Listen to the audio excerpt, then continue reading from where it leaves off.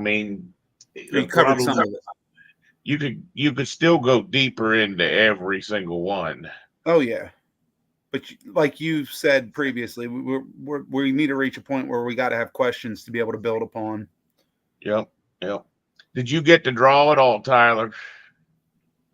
Unfortunately, not. Yesterday, I missed work. I had to take a kitty to the vet. I hear you.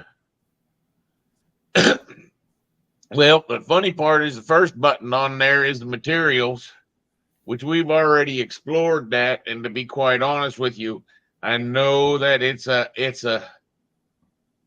little bit of a pain, but I know that you can really get into a lot of struggles with the materials.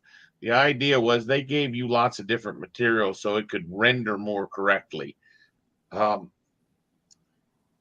Problem is if we're going to get into rendering, we're going to be doing that in twin motion. That's not really something that it handles very well. But what I do want you to remember is that process of go find the default material, because you'll see that unlike that last material, it had less tabs. Duplicate that, and I know that you probably remember this. We rename that if it's maybe duct dash supply. And then the thing I always do is I copy the name that I've just put in there. Then I go to the appearance tab, and this is the frustrating part. It's always hidden when you first start. So you have to hit that little caret symbol next to the information. You'll see that it's the generic material. So if you don't change that, and I've seen people do this many, many times. Hey, Ginger,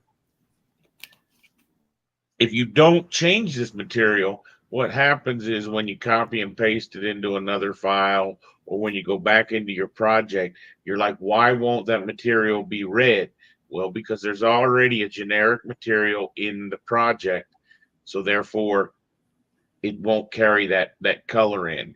But the idea is if you just collapse that, you'll see that it says generic. Sometimes you'll see it says generic 22. We just want to copy that guy and then paste the name that you've already done. Now, do understand with the tagging, because I do want you to realize that with the tagging, we went through that there was tag by category, multi-category tag, and then the other one was a material tag, which means you have all of this information in here to potentially describe that the material that's on that object. So what the cost is, what the manufacturer is. Now they're really thinking more like if it was a paint or a stain or something like that. But you can use that to document your drawings. Now when we duplicated him, then what you like to do is you'd like to control it with the color in the appearance, and then you want to make the in shading, you want to put on that checkbox. That's my recommendation for how I typically make materials. But I just wanted to give a little bit of a review because the first button on the manage tab is materials. Now the next, Can go I ahead. say something? Sure. The only thing I noticed in lately, every time I always hit save because when I hit materials and make a new material, it seems to always crash out now. Yes, I don't know very why. valid, very valid point.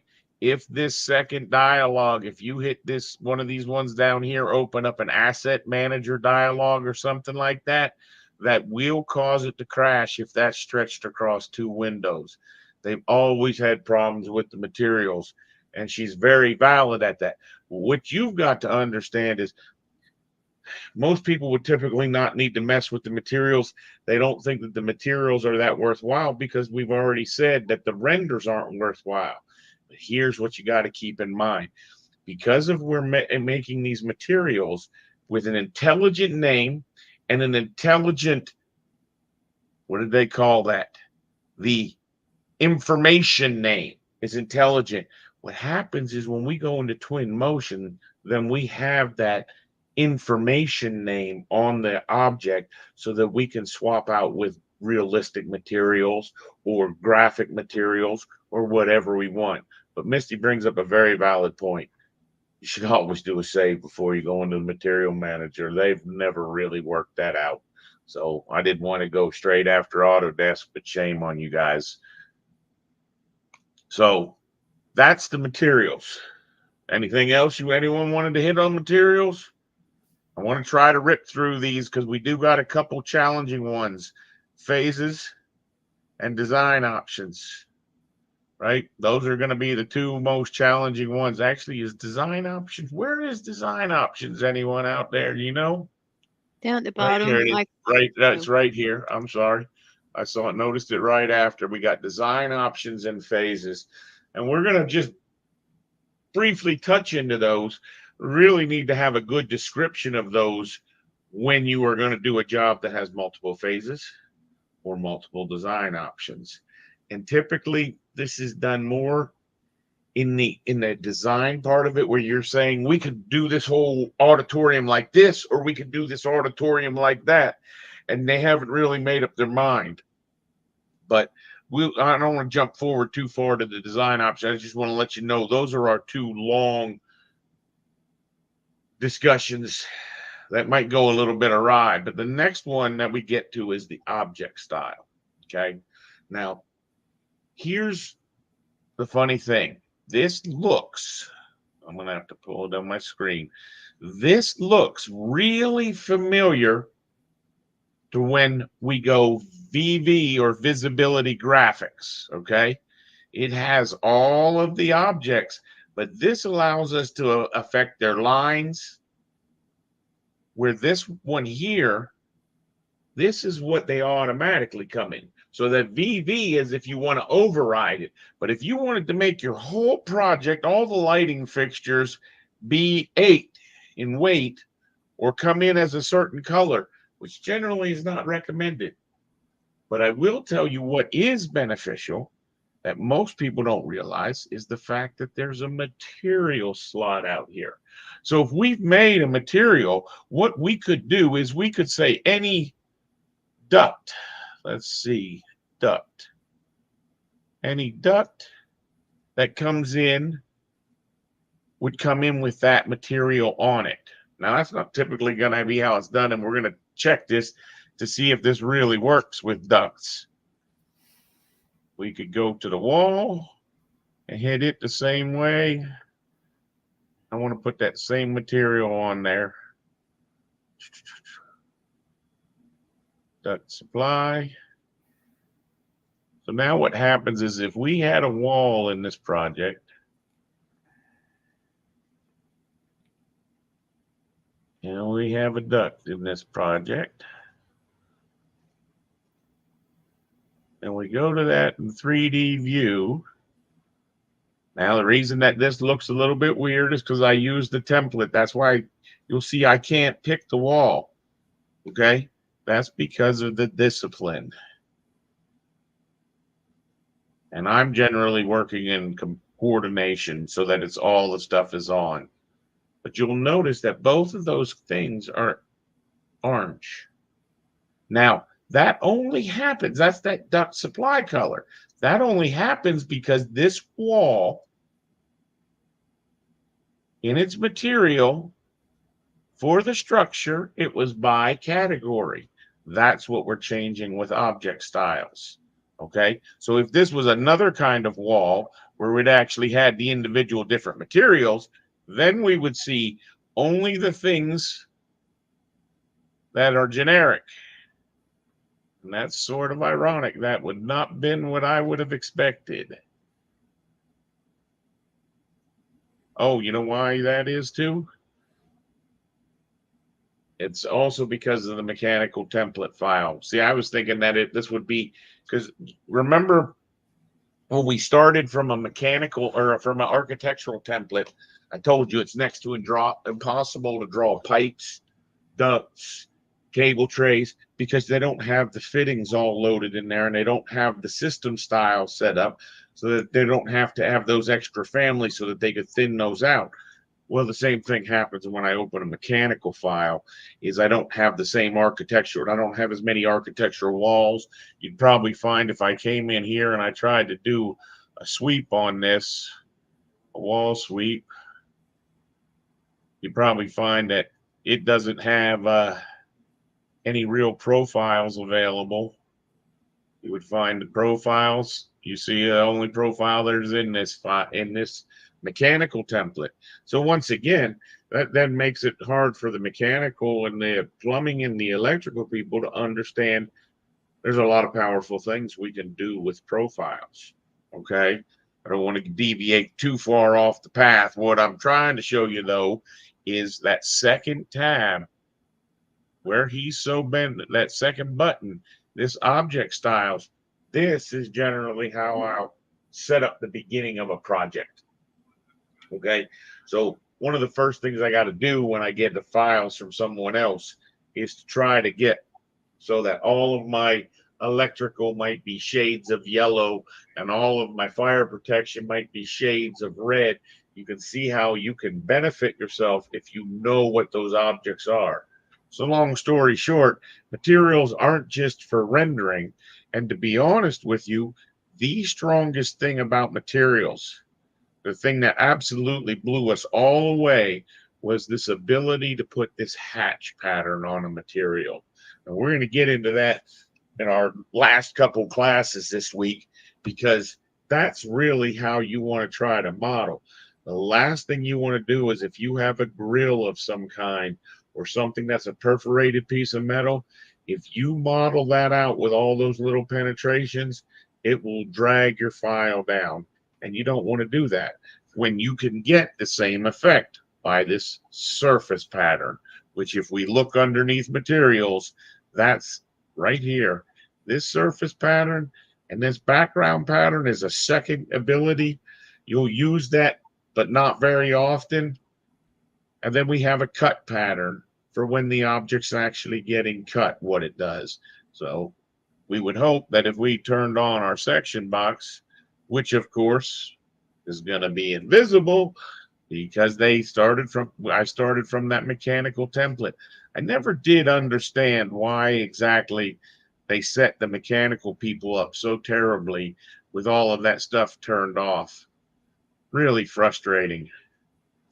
What we should be able to see is when we just describe this section hatch, that's going to be this surface here. And this was the surface hatch of this object. Okay. So object styles, by all means, what happens a lot of times on those projects you'll receive is people think they should look different ways and they'll go in and monkey with all of these weights. The neat thing about this is one of the next ones I'm actually going to jump to is this transfer project standards. Okay. And you'll see he doesn't work too good if there's not another project open. So if I opened another project, even if that other project was just that architectural template, okay?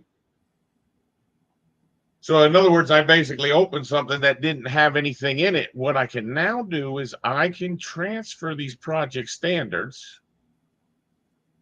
It's going to go to that other file that's open. If you have also, it will go to files that are Revit linked into your project. So that's very beneficial to be able to steal from one of your other files, which is typically what I do for the object styles. But the idea is, by me looking at that project 4, there's all of these different types that I could pull in. And it's going to take you a fair amount of time to realize all of those. But you see, if I was in my architectural file and I wanted to say that bring in those pipe types, I would no longer have that problem, because it would bring in the pipe and its routing and any family that's required to do that routing. Matter of fact, why don't we just show you that just for the giggles? So if I go in here right now and I was to draw a pipe, system, pipe, even though it's saying I can't see what I've drawn, I could change my cut plane to fix that. You'll see I cannot make the turn because there's no elbow. However, if I go to manage and I go to transfer project standards, And what I really recommend is always do a check none. Try to get through this list so that you know what's available to steal from another project. Other things that you don't think you can steal from another project, we can show you another way to do it. It's not very difficult. It's just simply copying and pasting. Okay. But if I was to go down here to this pipe types, I would probably get pipe types and I would get the pipe system types. Then I would say, okay, it's going to bring all of those pipe types in. And now when I go to systems and draw that pipe, you'll see that I have the chilled water that was provided in that other template file. Now, by all means, this is where we have an advantage. If we go through all of these old projects and put a file together that has all these pipe types so that you can select the type of pipes that you need on your project, that could be very beneficial to the community. And that's what I'm hoping to do with our next step, is to try to make some real inroads with things that we could do to help the whole Revit community out as a whole. Okay. So the idea is if I go to chilled water now, I could draw. Yes, I'm still not going to be able to see it, but what you'd find while I was doing all that drawing, it was actually putting it in there.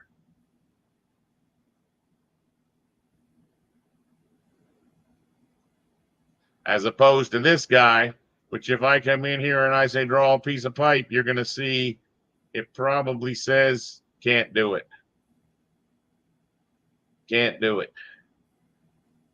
And that's what drives architects nuts. And it's sort of unfair because I'll let you in on a secret. What Revit was actually trying to do, what Autodesk was trying to do. I mean, tell me this isn't snaky.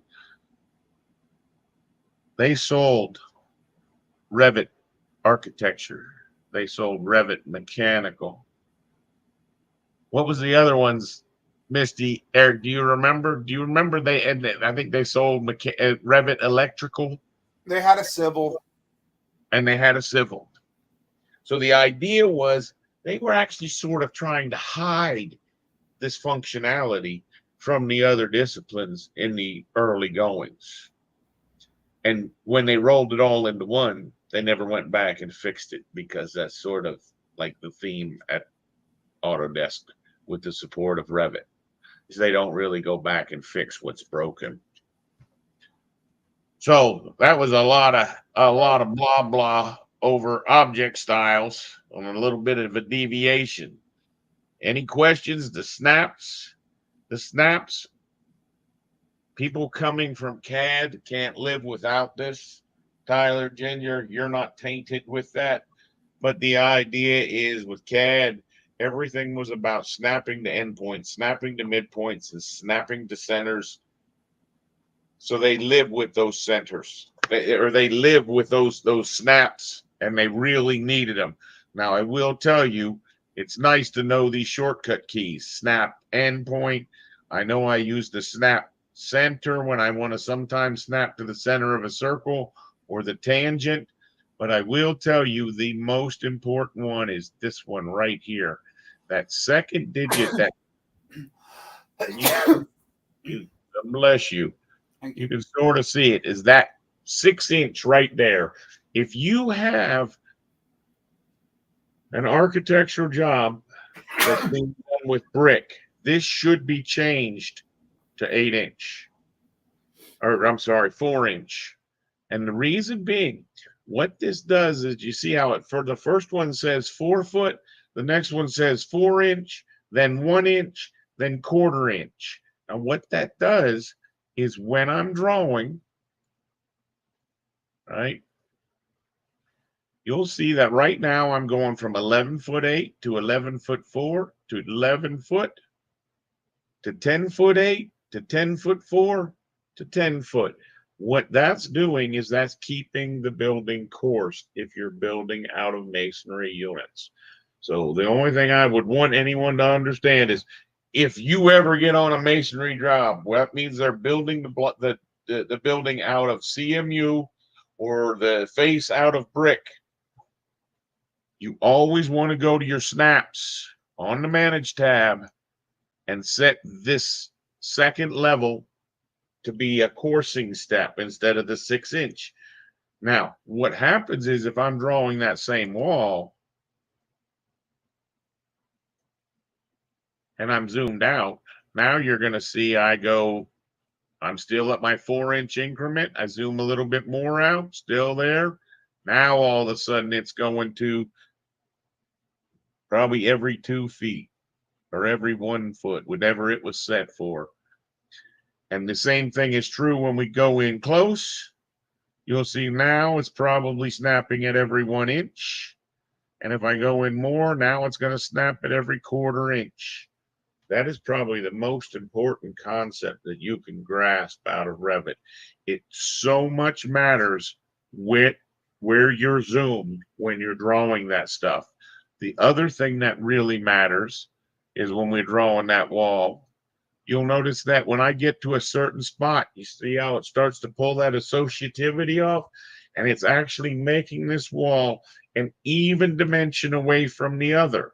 If you don't have something like that coming up when you're drawing, you're not drawing the best way, because what happens is when I start drawing here, I just drew this at some wacky number.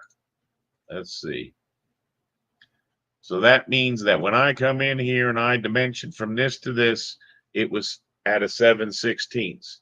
If I would have picked up an associativity to another object, then that one dimension would be cleaned up. And you'll see it was actually much nastier than that. It was actually 7'5" and 55 1/28. Okay. Now that's going to get us right here into the project units. I apologize, but I sort of want to keep this as a flow to cover the manage tab as the project units. Why did that dimension come up the way that it did? It didn't report the real dimension. Well, one of the first things, and this is one that almost is, once again, why Autodesk never fixed it in their template, is what we'd probably find is if I pulled this over, that it would do 0 feet 8 inches. Okay.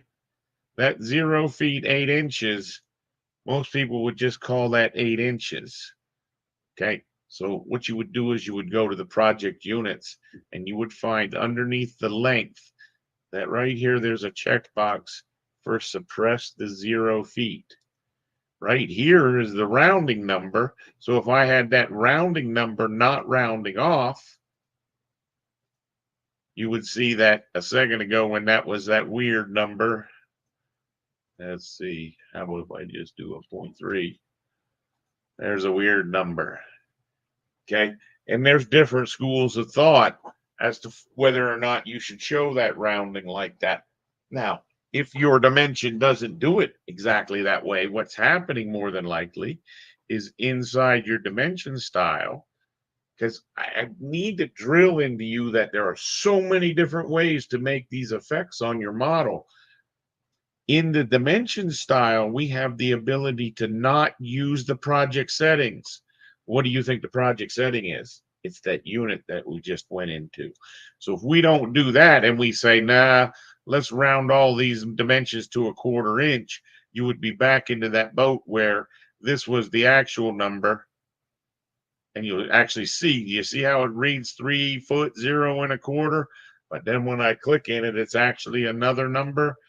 That unit rounding can really come to bite you in the butt in the long run. And I'm sure Misty and Eric would both attest to that. So, Yeah. project units. Now, another one that's going to happen in here is you have to notice that you got one of these for each discipline. So if for some reason you can't make a pipe go to a dimension that you need it to go to, you would go to piping, and then you would say the pipe size, and you would find that the pipe size is only going to let you go to 1 inch. So if you had any 2.5 inch pipe size on your project, you get very, very frustrated trying to find this information out. Okay.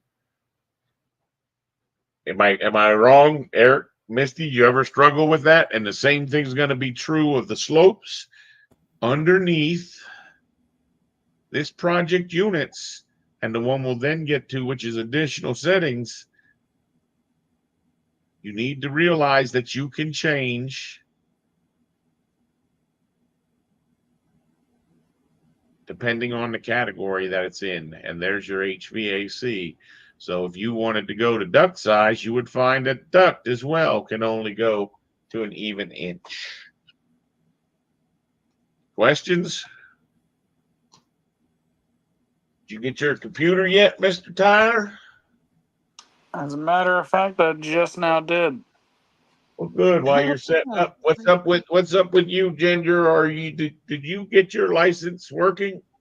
I was told that it was purchased for you and it was just a miscommunication. Do you have your Revit so that you can save? She said that. So I talked to Angie. She said they've outsourced IT, and that's why she had to put in a ticket for it. And then the other day, Mike called, and Dee Dee was with him, and she was like, "No, it should be fine," and blah blah. And then today, she asked me when I would be available tomorrow to get with her in Autodesk because you can't just enter the serial number anymore.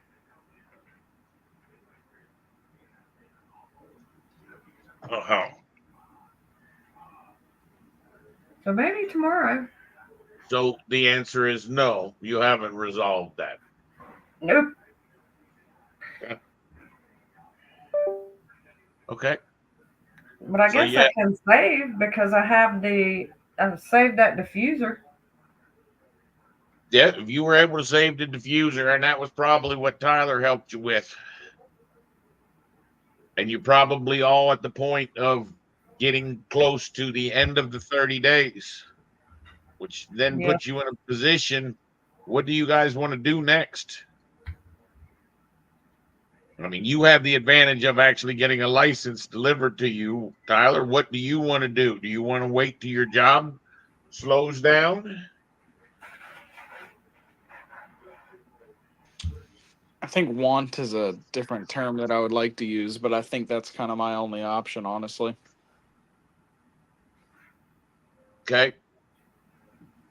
Eric and I have tossed around the idea of getting deep into curtain walls and doing some crazy stuff. Try to do some advanced stuff in the month of September. By all means, I'll send you guys invitations as well.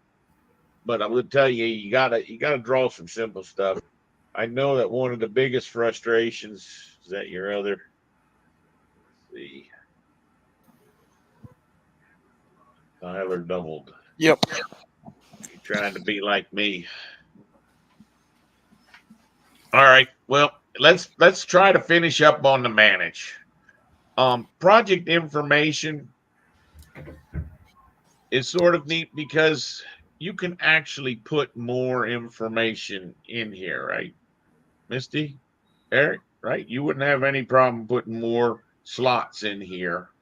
But the idea that they got is if you fill this out, then you can sort of harvest this information in your title block and other locations like that. That way, this information sort of goes with the project. Now, this is definitely If you one of wanted to add information to that, what do you got to add? Parameters, right? you would have to add a parameter, and it would need to be in the category of project information. And we can actually do that. But here's one of the big ones that I would tell you why that's so good to do it the way that they're suggesting. Because then what happens is when the architect gives you a file and you have a mechanical and a plumbing file, you simply, once you've linked that in there, you have the transfer project standards, which guess what? There's a nice slot once you've done this to get the project info. And guess what? The next one is project parameters, which ironically, we go from project information to project parameters, which is what Eric just said. Oh, hold on a second. This is 3 screens over. There he is. We have the ability to add a parameter. Okay, now this parameter can apply to anything. It can apply to the title block, to the sheet. It can apply to a duct, a footing. It can apply to one of those things that we can make it apply to is the project information. So if we put something in here like Brian's parameter, what we would find now, it is instinct. You have to almost like put a rubber band on your desk and snap yourself in the hand every time you start making project parameters. You will notice I didn't hit the enter button. You do not want to hit the enter button, and you don't want to go to hitting OK right away, because what you will always forget to do is we want to know what kind of parameter is Brian's parameter going to be, because once I create it, I can't change it. So this is where, do I want that to be a text value, a URL, an integer, or length? Okay, so really you got to remember, it's so, and trust me, you'll think of me when you do it. Now, just because it was a text type of parameter, you now have a parameter group that it goes under. And I personally like to use the one that's construction, because then he's going to be at the top of my list. Plus, I'm generally thinking that what we're doing is construction related steps. In other words, since we're actually building the building as opposed to designing the building. But the gist of it is you can make a parameter. Now, I will tell you that we will cover in a later one what a shared parameter is, and everyone thinks everything needs to be a shared parameter, and they don't. So it's beneficial to have some shared parameters. There's definitely some things shared parameters can do that a regular parameter can't, but it doesn't mean you can't use parameters to sort the data in your project. So what we've done is we've created Brian's parameter, and because it was a project parameter, or I'm sorry, a project information, you would notice right here that parameter's been added. But don't kid yourself. We can add that to anything. Okay. We can also, which this is generally a sign of a third party software or someone who's just extremely lazy and doesn't understand project parameters, is what they do is they say, oh, I'll just apply that to everything, which that's really just sloppy and not a good idea. So what happens when you do that? Now you find that when you pick on a wall, it's got Brian's parameter right here in this list. And if you start adding parameters to these walls and things, a bunch of unnecessary parameters, all of a sudden it becomes very hard to scroll to this long end of this list. And that can be frustrating to the average user. Okay. Can even be frustrating to you when you've put that information in. So you want to be really cognizant of what your parameters are go to. It also slows things down when you start throwing those parameters on everything. But for the most part, parameters are very, very beneficial as long as you're not being lazy about them. Sometimes that laziness crosses over with the not understanding what they're actually doing, which comes in time. That's the part I can't shortcut for you. You have to say to me, Brian, could we list all the equipment that's in each room? And that's when we decide that we need to make a couple parameters. Some of the parameters, like right now, the typical elbows and things like that, Autodesk didn't even put the ability to tell it whether that elbow was a 45 or a 90-degree elbow. It just reads that it's an elbow. So some of your early schedules, that's going to be a mistake I made multiple times. You'll have to figure out how to put the project. Now that's going to be an actual shared parameter. And we're going to put that into the family so that you could read that. But the idea is the sky's the limit when it comes to project parameters. That's when you're really going to be flying with your files. The shared parameter, like I showed you on that last one, it goes to an actual file, and then you have to make the parameters and the groups. I don't want to get deep into that, but the reason that you have to do that is if you need that parameter in your family as well as in your project so that you can tag it. And that's what ends up happening, because a tag is a separate family, right? When we created those tags, when we were looking at category tags and stuff like that, that's its individual family. We need to be able to put the exact same parameter in both files. That's why you need a shared parameter. Global parameters. Someone came up with this idea that this would be beneficial, and what you can do is you can now put parameters in your project that would affect all the walls or all the doors or all of a certain type of object.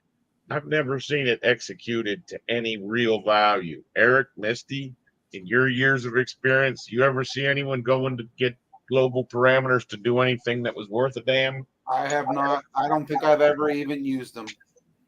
You know, just recently I had someone do that. I do not remember what it was. I was just so shocked they were using that. So I'll have to think about it. I'm sorry to remember.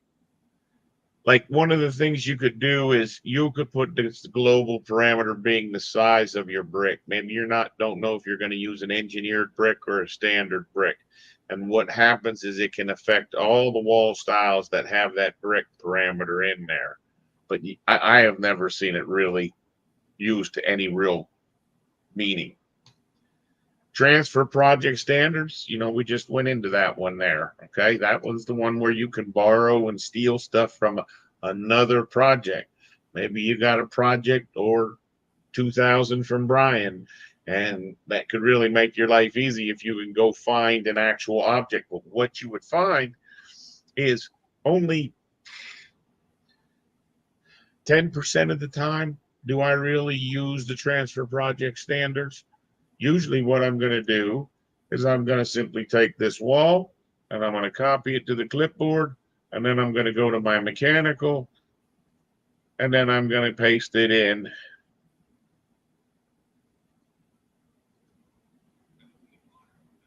Right? Once I put it in, then I could delete it. Well, of course I can't delete it because it's in a mechanical discipline. Then I could delete it, and what you would find is when I went into a wall now, that one that I copied in came in already.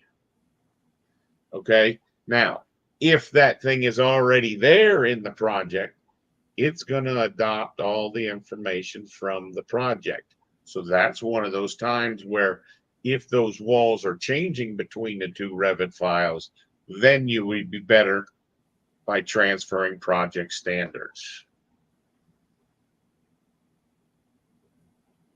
Purge unused. Eric, Misty would probably both admit that they probably do this not as much as they'd like to, but as often as they can remember, because this number right here directly relates to your file size. Now, when you're starting off, what happens is you're going to be a little bit gun shy because you're going to hit this purge unused, and then you're going to wish you didn't purge these duct accessories or these pipe types or this wall type. I don't even see the wall type showing right there. Walls, basic walls, because then you're not going to have that generic model anymore.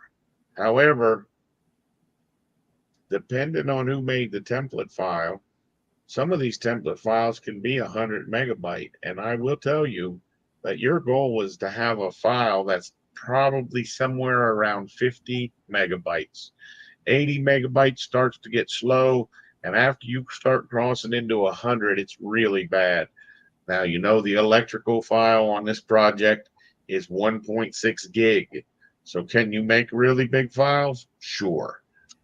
Do you want to? No. And if you want to try to cut the size down, it helps to do the purge unused. And usually you end up doing it. You'll see I do it a second time and there's still 30 objects. I do it another time and there's still 5 objects. And about the third or fourth time, you'll get a 0. And now you'll know that you sort of cleaned your file up and got it to a decent size. And every time you open it, it's going to take a little bit less time to open. Now, that wasn't that many families. But like I said, I have seen people who think, because it can be almost as frustrating when now I want to go draw a wall and I say, uh-oh, I only have 2 types of walls in here. Right? Then all of a sudden Tyler and Ginger are bothering me and they're, Ryan, how do I draw a metal stud wall? And the answer would be you would want to open up another file that had a metal stud wall, copy and paste it in, or transfer project standards, the wall types in. And you'll notice when the wall types come in, one question pops up. Do you want to overwrite the walls that you have in your file? Or do you just want to bring the new ones only? And that's pretty obvious what you're looking to do, depending on where you are in your project. So somehow I got into back to transfer project standards, even though I was talking about purge unused. Then we hit the project units, which we just discussed. Then we get into the structural settings, which I don't want to go deep into with you guys. More importantly, and I'll just open one up. You'll see this is how the symbolics are working. There's the load cases, boundary conditions underneath there, as well as the connection settings. Where did that open up? Oh, beautiful. Oh, this is the one that opens up down the side, I think. Or maybe it's just the one that crashes your file. There it is. I would definitely have, the first thing that I would say is I would have a question why that took so long to upload. This is something that they definitely added recently. Are they pulling that from the internet? Is that information coming from the internet? Is that why it took so long? No. I would bet that what this is mostly the most related to is we have this same thing in mechanical, don't we? The one area that I didn't talk about was these things here, these fabrication parts. Okay? Because they're a little bit the same. They are actually AutoCAD objects brought into your mechanical. They are not healthy parts. And I would tend to say that that's what I would be guessing about that manage. Let's see. That was structural settings, it's connection settings. See, I think that was just that first time it needed to load that menu. But this would worry me that this is something that was probably relatively newly added. And since it was probably newly added somewhere around 2020, it's probably working good now. But as we spoke about, the real reason they're doing that is they're trying to get people off of Tekla, right? They're trying to get more people into the Revit structure. The MEP settings, these have been around for a long time. If it wasn't in the units, it's going to be in this mechanical settings. Where the heck did my, oh, it's way over here. Let's bring that doggy down. A lot like the structural settings, this is where we get to say that the hidden lines, what they get drawn as, there's their gaps and whatnot. One of the big ones that people generally need to look for is, can the fitting have any angle? Does it need to be these specific angles? If it's rectangular ductwork and you needed a piece that was a different size, and this is actually very rich, because if you remember in the units, they didn't show you that you had a 5.5. So if you typed in a 5.5 inch duct, what would it actually say when you picked on it? It would say it was a 5-inch duct, even though it was actually drawn 5.5. Okay. The idea being, if you want another size, if you're working on really big duct, or if you have a different size round, see, I know that Mike has multiple times called me because he needed bigger than a 12-inch pipe. So what On do you copper do? K. Yeah, on copper K's type. Yeah. Right? You got to look at everything before you change stuff. Yep, the segment. Yep. The angle settings, I don't know that you would use that as much for mechanical and plumbing, but we used it a lot in electrical because they have a lot of bends that can only do 45, 22.5, or 90. Absolutely, absolutely. I know for the slopes, you also, a lot of times you'll get people that need different slopes for the mechanical processing pipe. And then the calculation that we've never really got into. That was the part about how we do that automatic sizing. Like I said, we would cover in another class, but I've never had much fortunate work with designers to actually do the calculations. And it was just a little bit over my head, you can see. Unless that clearly makes sense to you. It just never did to me. Um Mechanical MEP settings. Then you have electrical settings, as Eric said. So this is where you would do all the changing for the things like conduit and cable trays.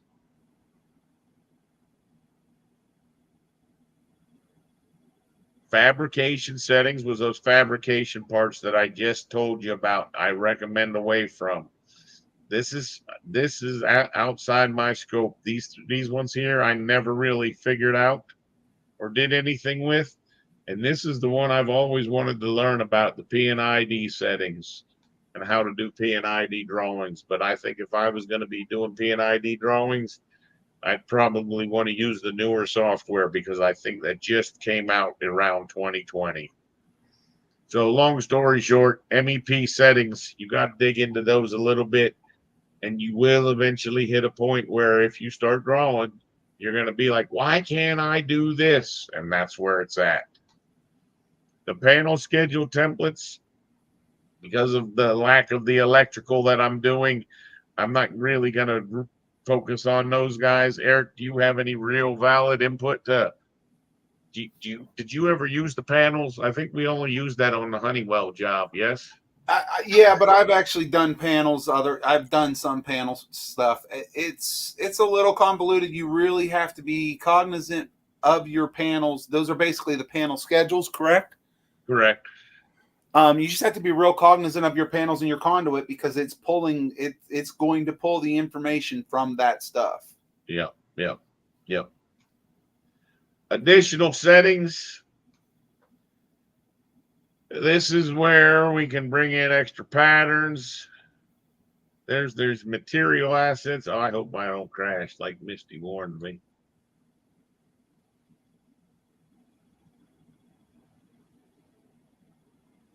Analysis display styles. I don't think I've ever used these two here. I know I've used fill patterns.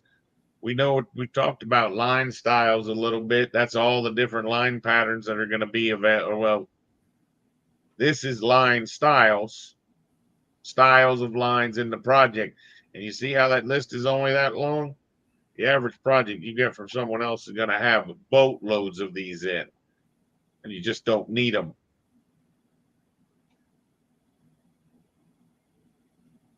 Line weights. Anyone ever monkey with this stuff? No. I really like how Revit displays everything. It's just beautiful. He doesn't need help. Well, if it did need help, and some people do think it needs help, I've seen lots of people get lost in this. If you can imagine, this is the actual width that a 16 line gets on a 1/32 inch scale. See, this is only by these scales. And then let me ask you this: if it's greater than the scale at the front, then it takes that one, and vice versa. Correct. It starts down here, and then it goes up to this one. So if you were in between, if you were at a 3/8, I think pretty sure it'd be applying the 1/4 inch scale, not the 1/2 inch scale. But you'll see that most of these numbers repeat themselves. There's only sometimes that they sort of deviate a little bit. I've watched people charge 100 hours to overhead messing with this stuff. I think Misty said it best when she said it. Revit does a pretty good job. You best not monkey with those. So if someone did monkey with them, all you'd have to do is go to Transfer Project Standards, come down to the L's, and right there's the line weights. Okay. I'm sorry, that's line styles. That one's line weights. The idea being, I'm trying to drive you back to when you do use that transfer project standards, because people will mess that stuff up. You know, Tyler's going to get on your project. He's going to start monkeying around thinking he can make things look better. You can fix that problem easier than getting worried about that problem. So that's your line styles, your line weights, your line patterns, which you can actually make new ones, and you prescribe them like something like this. You say how long the dash is, how long the space is. Once again, those can be transferred from a project. So really, these things down here, the biggest ones that I would tell people is the temporary dimensions. And what I would tell a person is, when I'm doing doors and windows, do I want a dimension to the center of the doors, or do I want to go to the openings? And when I'm dimensioning to the walls, do I want to go to the faces of the core, or the center line? That's one that I generally recommend to most people, because most architects are like, why doesn't the door go to the opening of the door instead of to the center line? Underneath additional settings, temporary dimensions. Arrowhead, sometimes you'll have to play with. This one, anyone will tell you that's had to play with it at all. It's a little bit convoluted, because what you have to do is first pick which one you're going to be messing with. Like, maybe I want to duplicate the 1/8, and then I can make the adjustments. Now, understand, you only have this list right here that you can put in for arrowheads. It's one of the real things that drive a lot of AutoCAD or other people nuts, because those are the only arrowheads you have. You do have the ability on like the arrow to make it a closed arrow. You do have the ability to change its angle and its tick size. But beyond that, you don't have any more than these guys right here. The dot was the last one they added that I can remember, was the loop, and I think the datum triangle they added. Okay. And it took years for people begging to have the loop, so that you could put a loop around a pipe to make it look like you were calling out that pipe at the end of the arrowhead. But that's where you change your arrowheads. Sort of funny that they have detail level.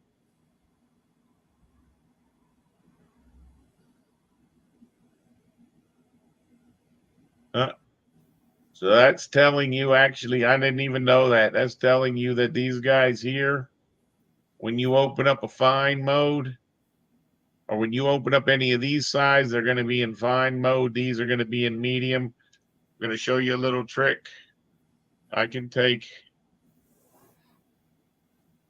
all of these floor plans and all of these 3Ds and everything, and I can control all of that information right here. I can change the scale of everything in my project. I can also change the detail level all at one time.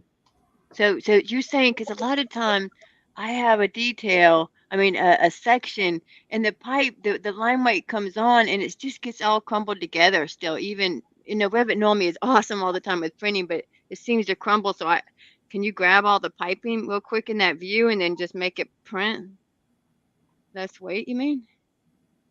No, Oh, I was okay. talking about changing all the views scale. No. Oh, okay. What more than likely your problem there is that it's at a scale that's too small. Yeah, If but the, that portion of it, I'm not detailing. It just has to be beside it, and it looks grumbly. I'm not really detailing that. I know what you're saying though, because normally you need to scale it up so it doesn't look bad. Yeah. Okay. Sorry. correct. Okay. You're fine. Thanks. Section tags and elevation tags. It's sort of funny, because what ends up happening is most BIM managers sort of can get lost in this section right here, and they can spend, like I said, 2 weeks on line weights. Why can't we have a round elevation tag? Yes. Yeah, that's exactly what people end up saying. This is where you can sort of adjust the tags, but you're going to have limited success.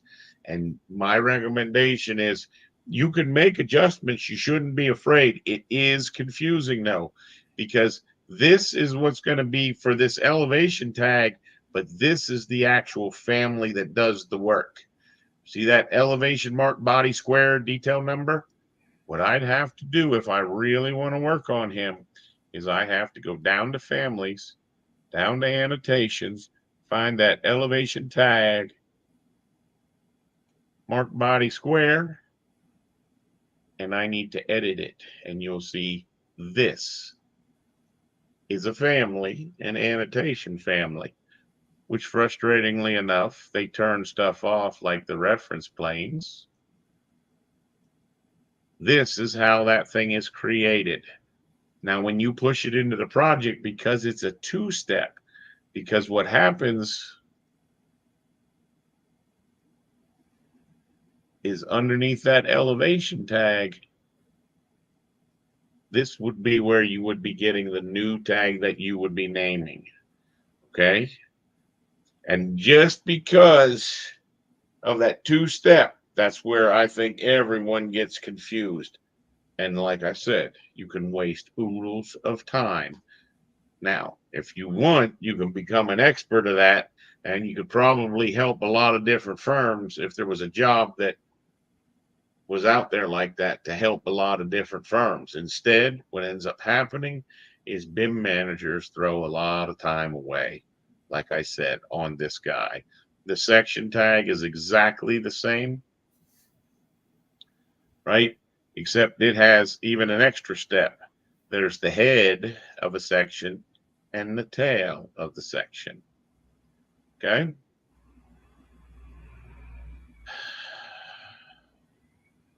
Got us through all of that. I'm not going to get into assembly codes. Call out tags, that's just like those elevations. That's those little bubbles on the call out. The sun settings, we'll come back to the sun settings because I did want to be able to make you show you some cool stuff so that you can make your drawings look really neat. And it does entail the sun settings. This halftone underlay is a very important one. So when we call things out to be half-toned, if they're sort of bleeding away when we print, what we want to do is we want to make that halftone a little bit darker. But remember, it does it for everything in this actual project. Okay. Now, I've never seen anyone, I guess you could, for all the halftone stuff, you could make it all a very thin line. And you could also make it another pattern. I don't think I've ever seen anyone do that. The effect of it being grayed out is very beneficial. Oh, so does this only happen to the underlaid objects? It does, because that's where it's applying the halftone. Interesting. Underlay objects. Anybody know what underlay objects are? Are you talking about like when you got the duct running over another duct and we need to see the one below, or equipment below a duct? The big one is when we go to Revit links, right? We can make that Revit link be an underlay. Oh, I got you. Right? Yeah. The other spot that you get that is when we go from coordination to that actual plumbing. You notice how the walls turned into an underlay. So those are the two things, the two times you really can get things to be an underlay. And that's something that eluded me for a long time. So you see how there's sort of like X-ray vision through the walls? Now, we have other ways to do exactly the same thing, don't we, Eric? Correct. Right? If we're in coordination mode, you could, on an easy level, just come down and say that the walls. And you would generally do walls, floors, roofs. Right. Well, I was going to say, then you could go one step further and make your filter do that. But you understand, there's three different ways that we're getting the same effect. What I want you to realize is one of the things that's an underlay is the things that are not in your discipline. And there's a way to set that information though, too, correct? I don't think so. No. I'm pretty sure that those discipline settings have maybe I'm thinking of design options or phases. Maybe I'm thinking of phases. I don't know anywhere where you can change the disciplines, and I know that Jaffe really struggles with the Rhino stuff being able to capture the discipline information. Okay. Okay, I think it's just a little bit hidden, but what I'm saying is the first 12 years I didn't even really understand what underlays did. And once you can get, I mean, I know that Misty likes to use the underlay, and I don't want to say don't use it, but typically I like to be able to control it a little bit better. And what Eric just brought up, what frustrated me was I wanted specialty equipment to be part of my mechanical stuff, and it's automatically an underlay. Now, if someone else could tell me how to change that, I'm all more than willing to listen and hear you out. But until then, I don't try to use the discipline too often. But like I said, Misty would definitely disagree with that. I know she likes to use it. Yeah, yeah, because we go swimming switch from mechanical to coordination. Yes. Yeah, because sometimes I just want to see something all the way through, like an X-ray, like mechanical makes it an Well, X-ray. another And thing so is notice that when I do the select, see, it can't select the stuff on the underlay. What else is underlay when you're in your floor plan, any plan view? When you go to view range, see everything that's outside of the bottom, but in your view depth, all of this stuff right here, all these objects, they would be underlaid. Does that make sense? So in your plan view, if you only have your things going to just the top of the footings is right here. This number is to the like just below the slab, but this one is to capture the footings. You'll find that the footings are then underlay objects. So anything on that list that you see that I didn't cover?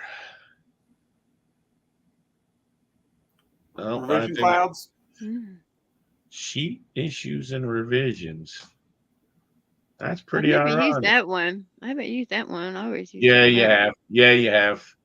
Oh, okay. Got a lot It's more sort of columns. funny. So additional settings, sheet issues and revisions is exactly the same as going to view and hitting revisions. Oh, okay. Same button, different location.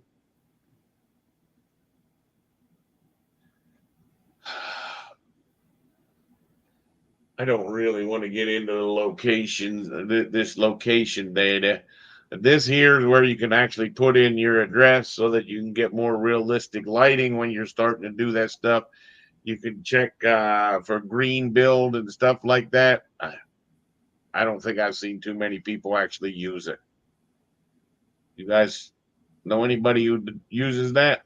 We played with it on that thing at Odell, but it never came to fruition. We never got the that working correctly. But that was 2010. The coordination. Misty one day is going to give everyone a class on this because she's really been working hard on this, trying to get a big site to come together so everything lands in the same spot. This is basically how you link files together and getting control of where that link point is. I'm not completely sold, but I know she's been extremely excited. So we're going to let her do a class at a later time. Probably the same thing with the position. I do know one of the things that in the position is you have the ability to mirror a project or rotate a project if you're brave enough to do it. And what that'll let you do is if they decided to rotate the building late in the job after you've already started doing the drawings, you can mirror or rotate. But don't expect everything to carry over there. You'll end up cleaning up for a couple days, depending on how much information you've already detailed. So, like I said, project location, I'm just sort of showing you what the buttons are. We didn't really get deep into them.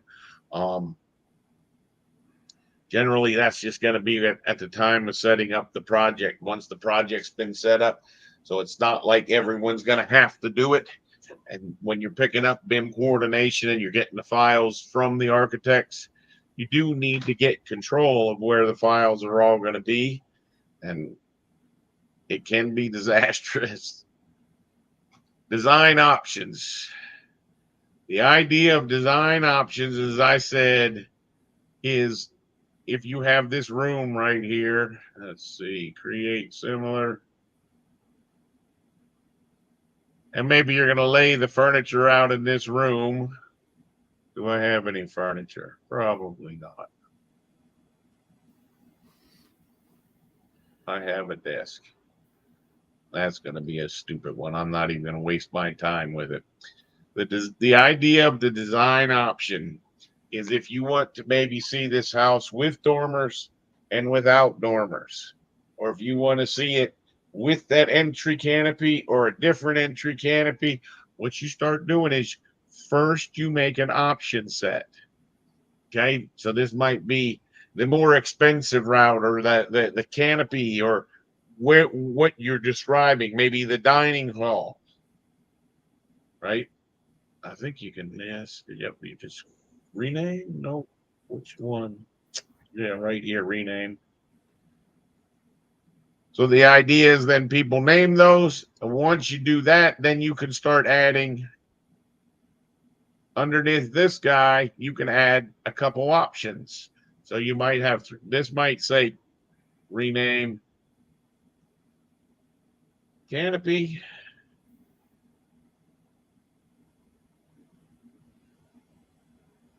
And this might be the cafeteria. And then what happens is you can have multiple options underneath this guy. Oh, not that.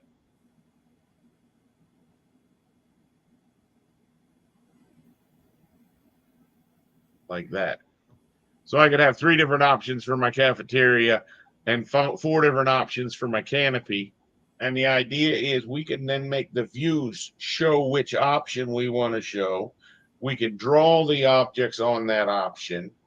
And most importantly, the way people start thinking, oh, I can draw my column lines on the option and then you can't pick them. And you will find some files that are that way.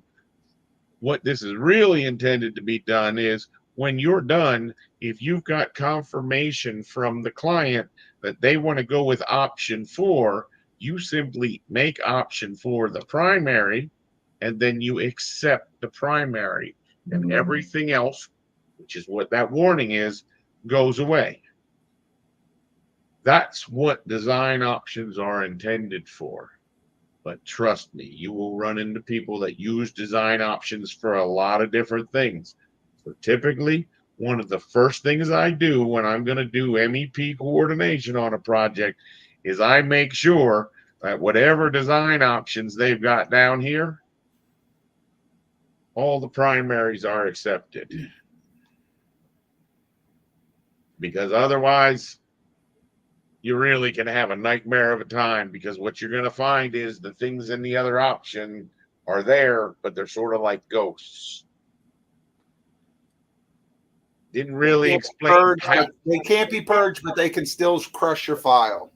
They can absolutely crush your file. I've seen lots of times where there's a lot of extra information in there. But bottom line, what you have to know about design options is how they're intended on being used, so you can go in and simply accept those primaries to get rid of those other design options, because those are the only ones you're going to be seeing.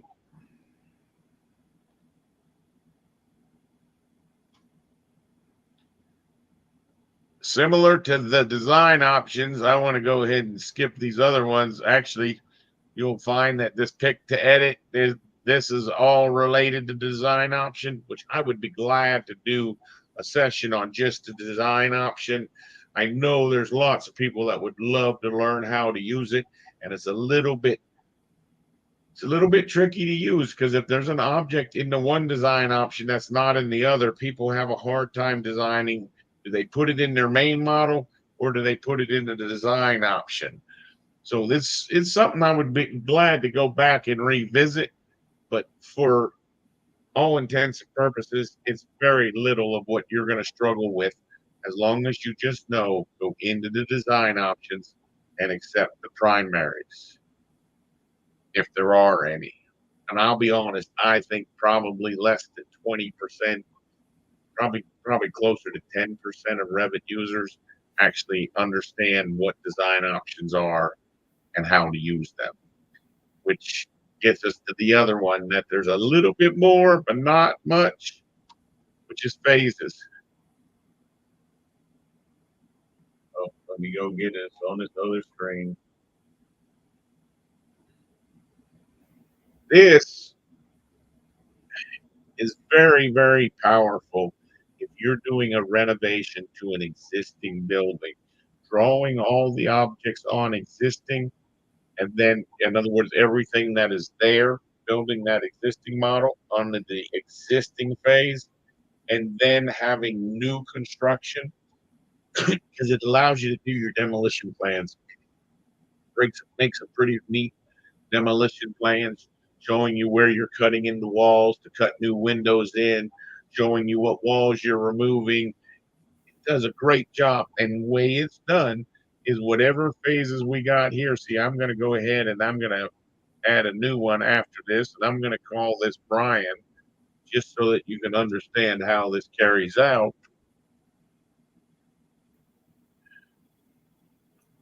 You would now find that if I picked on a wall at the very bottom of the list, right here it says what phase it was created.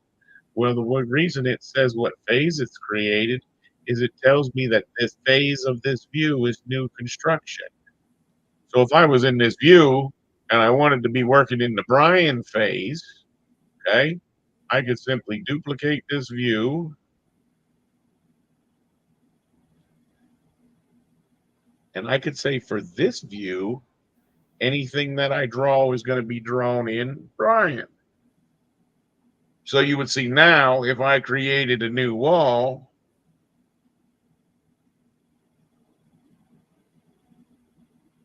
and I put in a piece of furniture,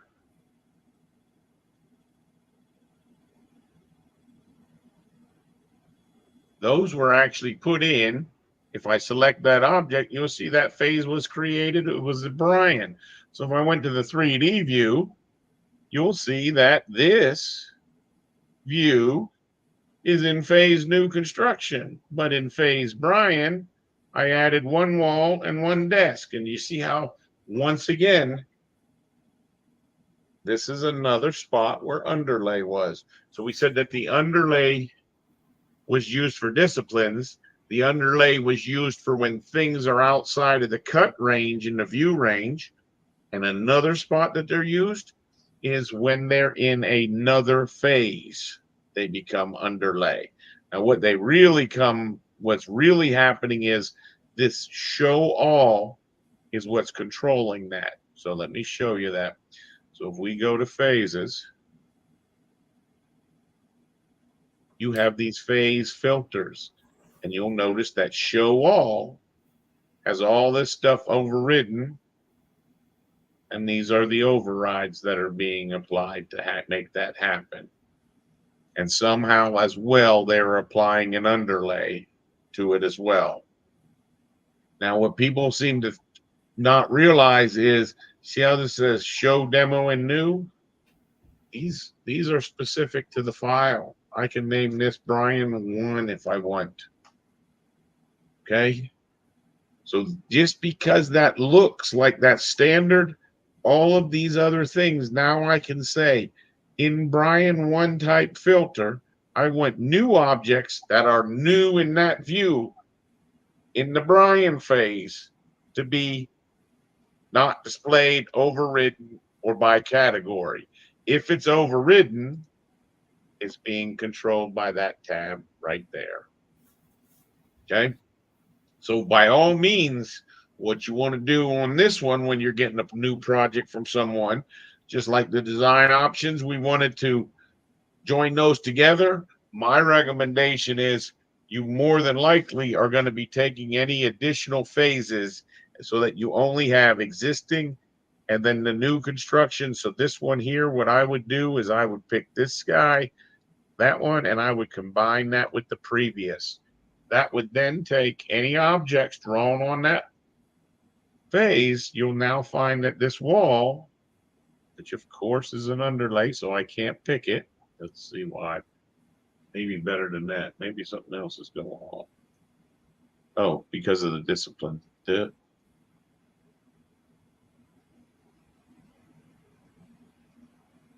You'll now find that that wall is part of new construction, not Brian, and that desk is part of new construction, not Brian, because I did the phase and I combined it.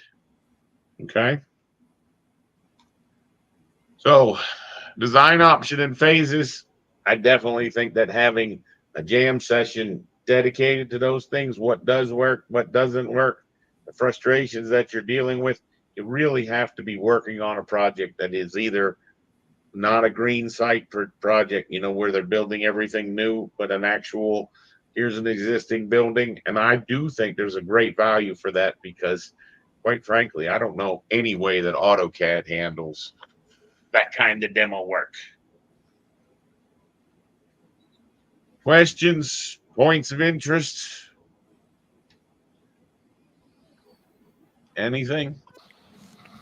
On the phases, I would say the one thing that I've seen a lot of people do is they'll create a phase called demolition. That's not necessary. The Revit actually does the demolition in its works. That's correct. The demolition phase is automatically going to be handled by right here. Show previous and demo. The demo. You'll see demos overridden to be dashed. Correct. Right here it is. Demo's overridden to be dashed.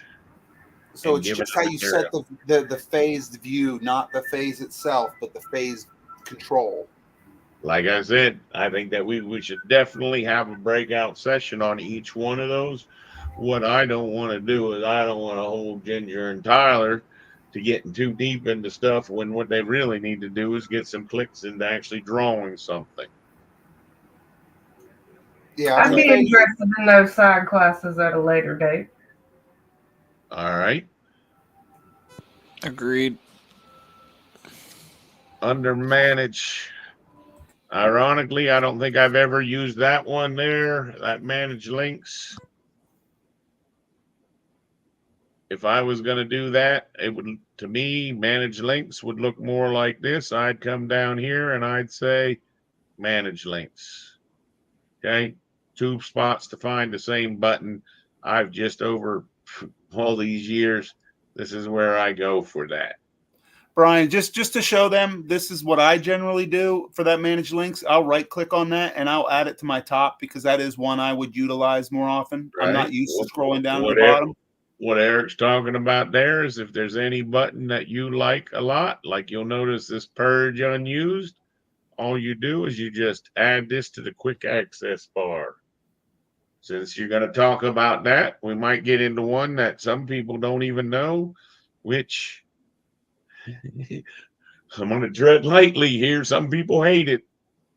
Did you know that you can grab on this right here and pull this loose?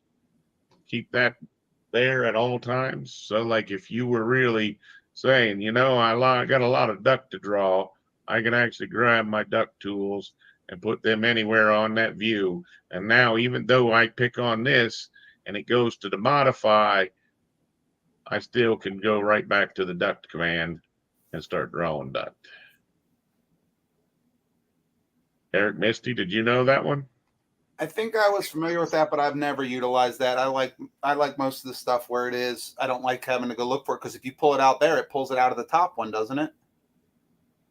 It does. Now in systems, you would see it's no longer there. And then you just got to drag it back and it'll go back. And then that's where Eric was probably saying, now I'm frustrated because where the heck is my pipe? Oh, right there's my duct. Right there. Now it looks like it's out of order, doesn't it? Mm-hmm. So that's why some people don't like it. Yeah, I just think like keeping everything where it is I think standard. that, So I when think I that, I yeah. think you can actually just drag this up onto there and it got thrown back into that manage tab. So I think that's three of us that say they don't recommend that you pull those tabs out. But I will tell you, when I had to go tag 2,000 sheets, there were a couple times where I drug one of the important views, one of the important toolbars out, like tagging and dimensioning, so I could just keep it there on my big screen. But for the most part, most people don't do it. Manage length, we showed you. Manage images, guess what? Same command that's on insert, manage images. Okay, so it's, I guess, manage, a lot of the managed ones you should be finding, right? Because like the materials, we showed you the other way to get into the materials is actually picking on the object. A lot of these commands are just duplicate commands. Decal types. I don't even know what that one is. I might have to look into that. I think that's the same as underneath massing. Nope. View, I think. What was it? I think it's under view. View? No, I think it's under insert. Insert. Yeah. Decal. Yep. Called differently though, because under there it's decal, but under here is decal types. Interesting. Starting view, that's a sort of neat one. If you guys have worked on my project, you know I always come up to that one when you open up, it always comes up to a screen of a list of to do. That's done by doing the starting view. That's telling you every time the file's open, what view do you want it to open to? And I had made a view and I referenced that view so that we could communicate. That's underneath the manage. Pretty neat little command called starting view. Talked about the phases. I don't know what the edit does. What is that edit under manage?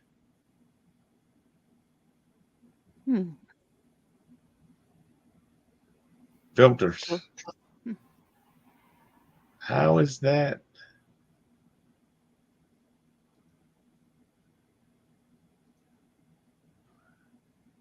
Sure as heck is a filter. But I think it's something about selection. I might have to play with that one. That I don't think I ever saw before. I've used that. I use that a bunch with assemblies.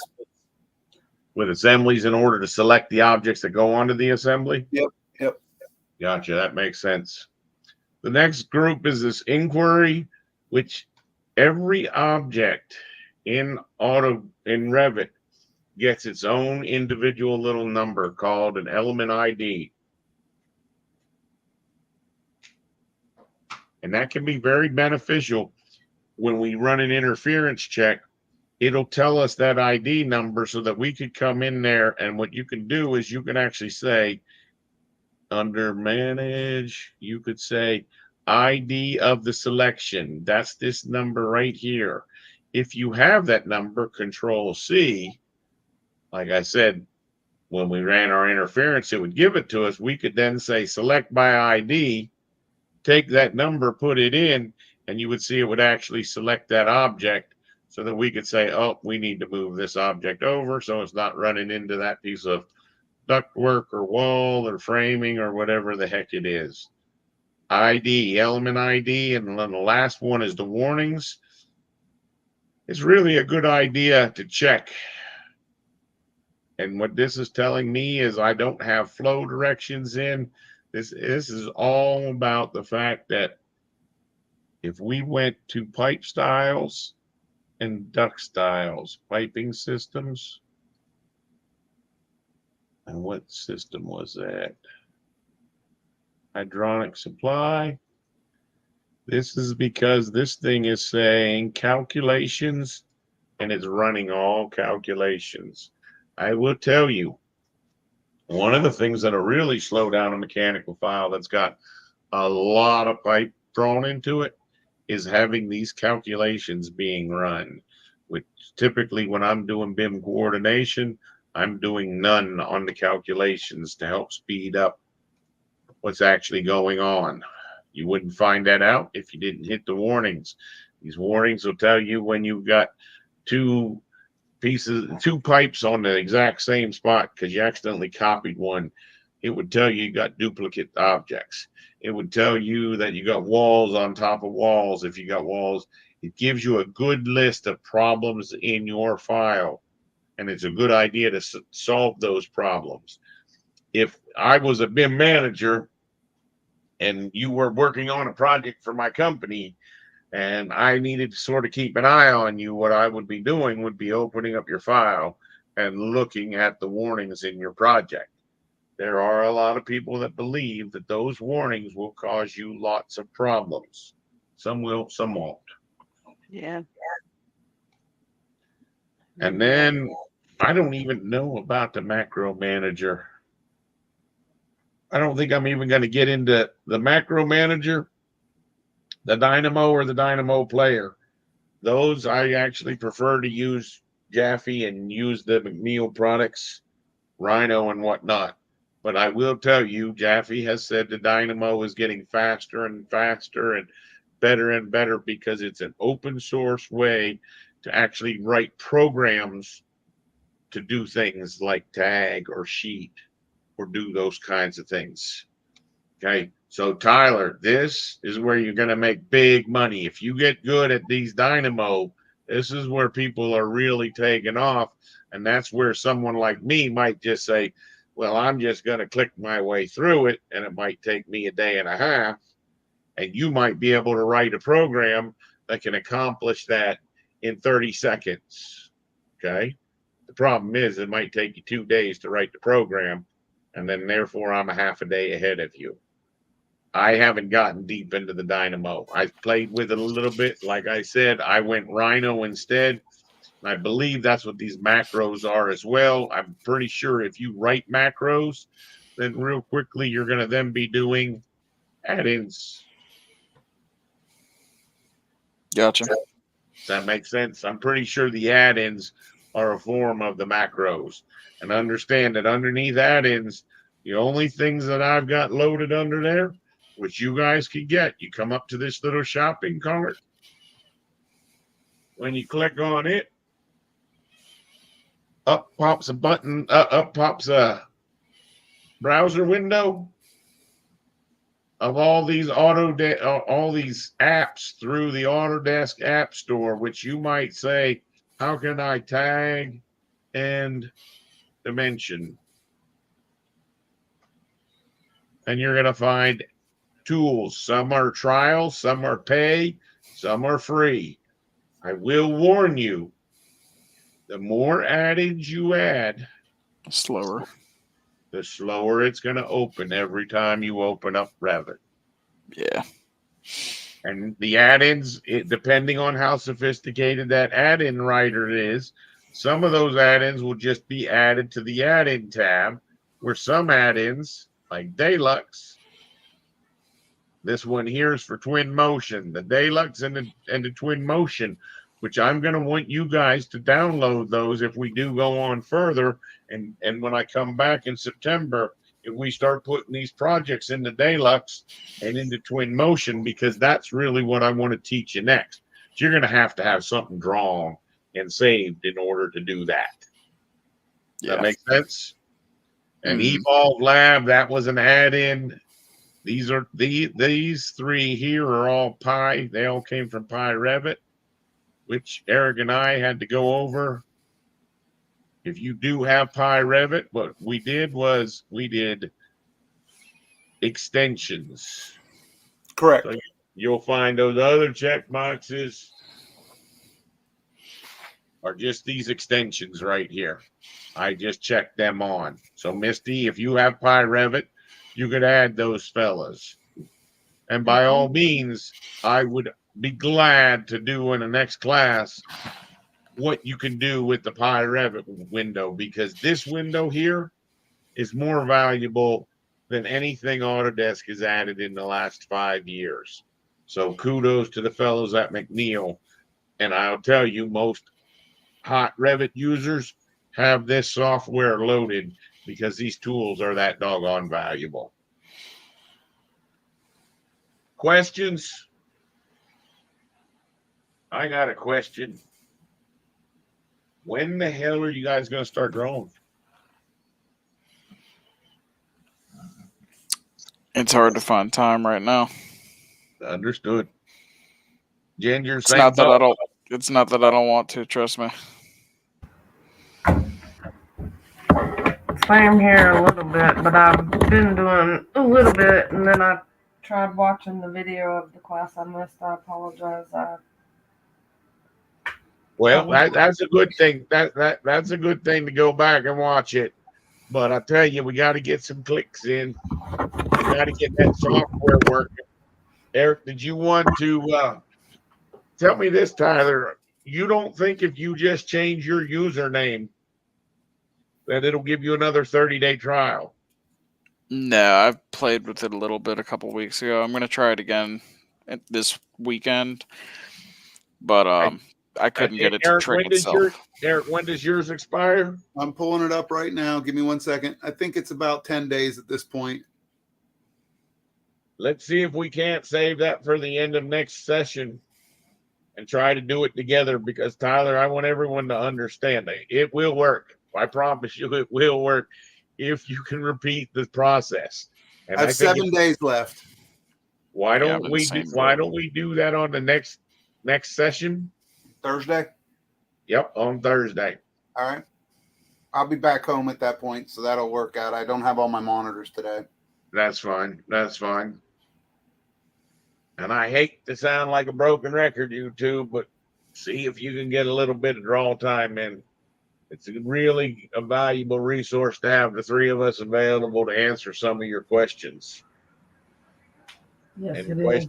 your questions don't occur until you actually get some draw time. But I also understand you're working a full-time job, so we're between a rock and a hard place. Hopefully that, we've really covered everything on the toolbars. All right. We didn't go too deep into anything. We could have gone deeper. We tried to get you comfortable with the project browser and the properties and the buttons across the bottom. Typically, I would say there's a little bit of review we could do across the bottom. Maybe show you a little bit of the 3D kind of stuff. And maybe I'll make a folder for you and throw a couple projects up there so that at least you can open something and try to play with something that's existing so you don't have to start from scratch.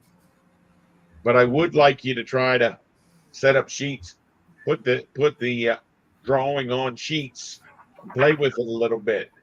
So maybe we'll try to do that on Thursday. Give you a couple links.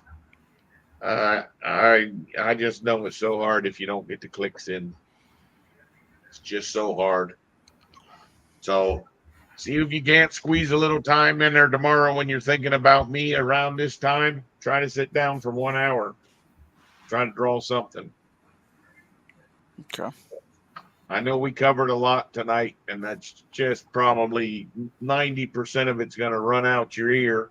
But fortunately, we've got this recorded, so you can always go back to this after you've done some drawing and say, where the heck did he do that one thing? Make sense? Yeah.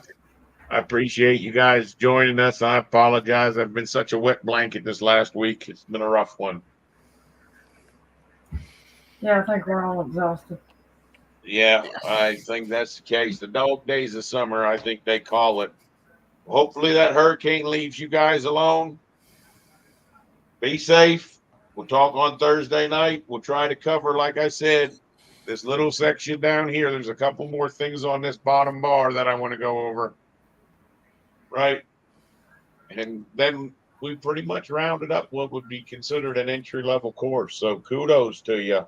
That's a lot to listen to. I'm glad you didn't fall asleep on me. You guys have a good Thursday night or Tuesday night. See how bad it is? I think it's Thursday already. You wish. I know. Hope you guys have a good day tomorrow. We'll see you guys Thursday. You know, too. Later. Thank you Thank guys. you. as well. All right. See you guys.